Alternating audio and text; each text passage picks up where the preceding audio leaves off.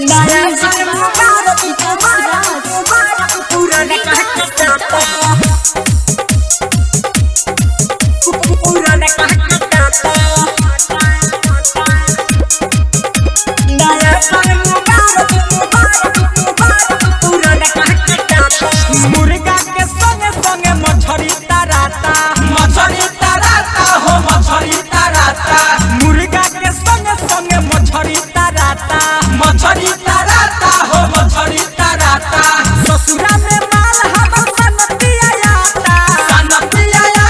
हो सनतिया आता नया साल मुबारक पुराना कहके टाटा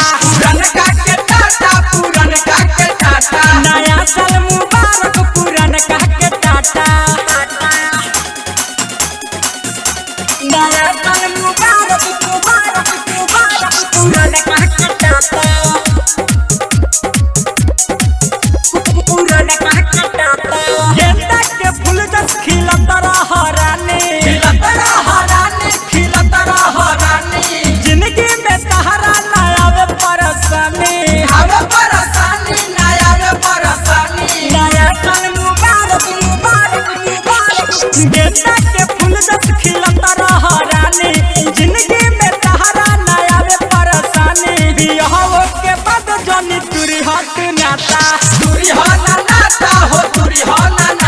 नया साल मुबारक पुराना कहके टाटा नया साल मुबारक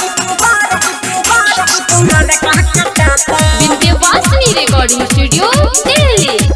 पुराना कहके टाटा सहारा बमा जाया हमारा बसाजा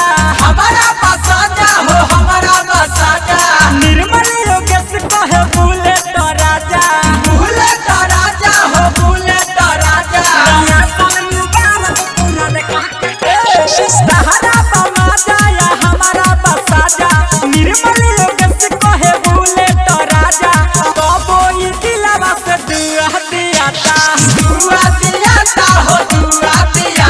नया साल मुबारक पुराना कहके टाटा मुर्गा के संगे संगे मछली तराता ससुरा में माल हमर सनतिया आता